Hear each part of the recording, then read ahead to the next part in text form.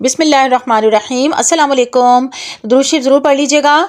तो आज हम बनाएंगे बेसन की खंडलियाँ। तरकीब बताने से पहले मैं आपसे गुजारिश करूँगी, जो नए आने वाले हैं हमारे चैनल को सब्सक्राइब करें और हमारी वीडियोस को लाइक और शेयर करें। तो आज हम बनाएंगे बेसन की खंडलियाँ। तो चलिए शुरू करते हैं तरकीब। तो देखिए 1 कप मैंने बेसन लिया है, उसको अच्छी तरह छान लेंगे। और ये 1 कप है, देखिए ये साइज़ मैंने लिया है और इसको अच्छी तरह छानेंगे। और छानने के बाद फिर मैं दही लूँगी, तीन टेबल स्पून दही लूँगी। उसमें मैं डालूँगी लाल मिर्च पाउडर, ज़ीरा पाउडर, सूखा धनिया पाउडर, नमक और कुटी हुई लाल मिर्च हाफ टी स्पून डाली है मैंने। और इसमें 1 कप बेसन डाल के फिर पानी डाल के अच्छी तरह इसको बीट करूँगी मैं। 3 से 4 कप मैंने पानी डाला है, अच्छी तरह इसको बीट कर लूँगी। और नमक भी डाला है इसमें मैंने 1 टीस्पून नमक डाला है। और देखें इस तरह के ये पतला करेंगे और भी इसमें 3 कप पानी डाल देंगे। अच्छा, इसको पहले ग्रीस करेंगे पैन को हम। ये बिल्कुल 1 टेबल स्पून तेल डाल के मैंने ब्रश की मदद से इसको ग्रीस कर लिया है। और इसमें देखें ये जो बैटर बनाया था मैंने बेसन का, इसमें ये हरी मिर्च डाल रही हूँ।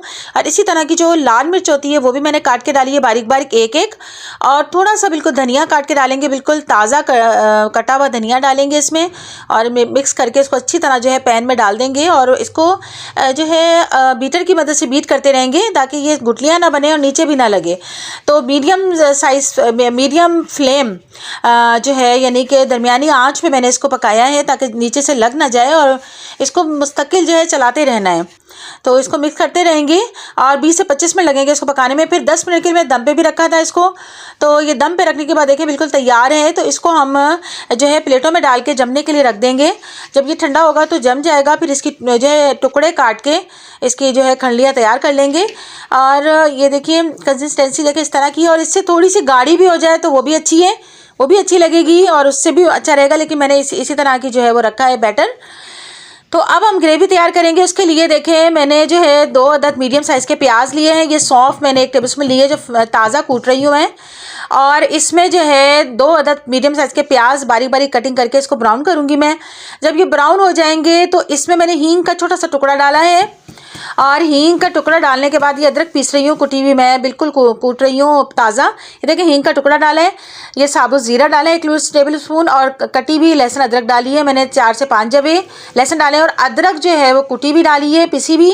अब ये देखें दही में मैं डाल रही हूँ ये सारे मसाले, ज़ीरा पाउडर, सूखा धनिया पाउडर, लाल मिर्च पाउडर और नमक और सौंफ पाउडर, ये सब मैंने इसमें डाला है।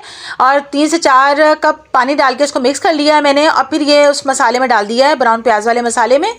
अच्छा, ये देखिए कढ़ाई में जो ये लगा रह गया था बेसन, जो खंडलियाँ जब मैं बना रही थी तो उसको मैंने पानी डाल के ग्राइंड कर लिया था। उसको भी मैंने ग्रेवी में मिक्स कर दिया है। तो ग्रेवी इस तरह और अच्छी बनेगी और इसमें ना फटेगी भी नहीं ग्रेवी। तो अब इसमें बेसन की खंडलियाँ डाल देंगे, इसके पीसी जो टुकड़े किए हुए थे डालेंगे। देखें ये जब अब मैं कुछ जो बेसन की जो खंडलियाँ हैं ना वो सरसों के तेल में मैंने फ्राई भी की थी।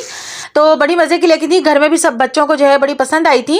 तो इस तरह भी आप ट्राई कर सकते हैं। और रेसिपी इसमें देखें ये मैंने डाली है इसमें ताज़ा कुटी हुई जो है काली मिर्च पाउडर और पिसा garam masala half teaspoon, fresh coriander. ये देखिए कितना मज़े की तैयार हो गई है। तो इंशाल्लाह ताला फिर मिलेंगे हम। अल्लाह ताला हमें ईमान और सेहत वाली ज़िंदगी अता फरमाए। अल्लाह हाफिज़।